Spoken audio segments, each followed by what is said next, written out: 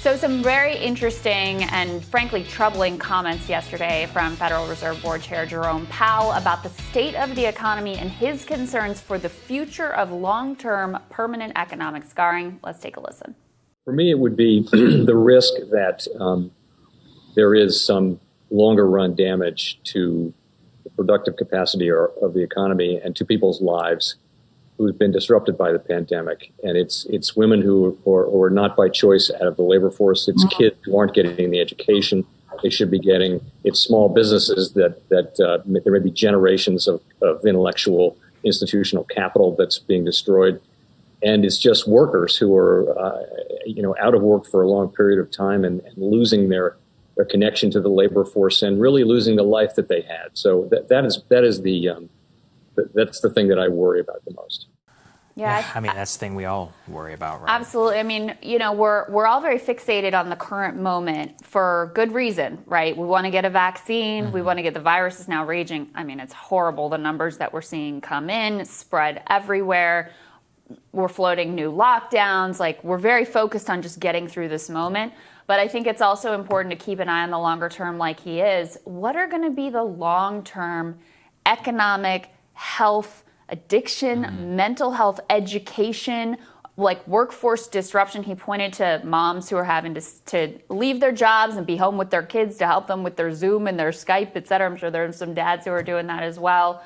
Those long-term ramifications of what we're living through right now and the incredibly uneven recovery are going to be with us for decades. Yeah, that's right. And look, just because the election is happening and all that doesn't mean the economy has gone away. We have the CNBC numbers. Let's throw that up there on the screen from yesterday. Weekly jobless claims fell slightly, but it was still 709,000 in a week. I mean, that's a lot of people. Stunning. That's 750,000 every single week. It's like a slow burn that you can continue to see. And you've gotten inoculated to it the way that you have about cases. That's not normal. That's crazy, right?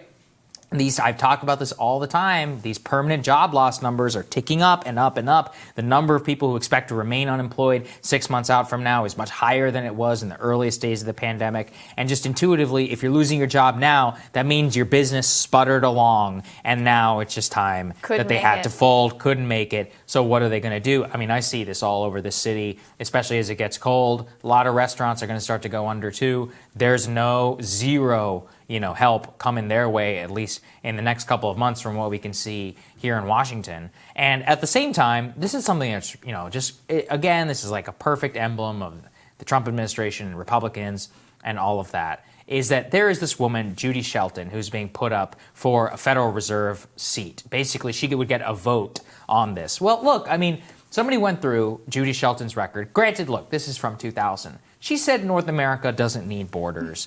This is somebody who argued for the Amero. OG conspiracy theorists will remember this, the American-Mexican currency, which would have been like a EU euro thing back in 2000. Yeah, Alex Jones used to be all over this. This is like OG stuff, and right? So she was into that. Oh, yeah. Well, 100%. This is what she was promoting. And, I mean, Ross kind of put it best. Ross Douthat. Let's put his tweet up there on the screen. And he's like, look, if you aspire to support or lead a populist, he's like, you should not vote to confirm an open borders gold bug to the Federal Reserve. For those who don't know, a gold bug is somebody who embraces the gold standard. Wants to go back to the gold standard. Yeah, literally. It's a big, Ron Paul thing, yeah, right? It's crazy, right? It's just absolute craziness. I mean, look, I've had some friends tell me, like, hey, it's not as bad as it looks. Like, actually, she's somebody who's a little bit more heterodox and, like, really wants to get, look, maybe. But, you embrace the gold standard? I don't know about that. Like, I'm a loose money guy. That's how I am. I think that's helped dramatically to the extent the economy was good under Trump. I thought that was a huge part of it. That was a huge and part of that it. is something that I want to see a lot more of for this country, for workers and wages and so much more. And less Wall Street help like under Mr. Ben Bernanke. And I ain't seeing that a lot here. And I just think that it's just so perfect that the entire Republican caucus is now ready to vote for gold bug person. I mean, it's craziness. Can you imagine if Barack Obama put her up? I mean, with the open border, they would lose their minds. Right. Alex Jones would be going crazy about it. Fox News would be going crazy. But everybody would lose. That's the part about it that's so interesting to me.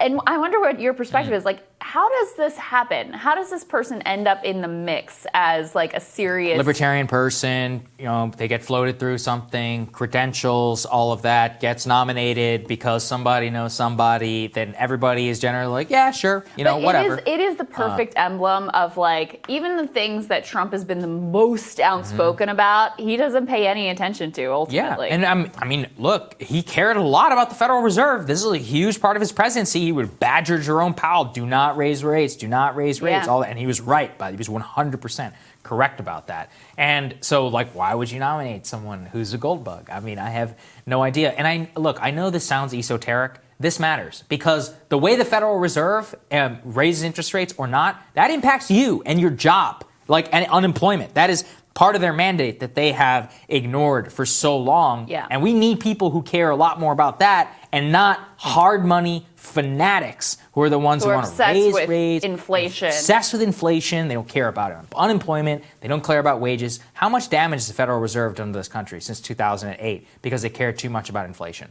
That's something that we really have to consider. Interesting stuff. All right, we're going to have more Rising for you after this.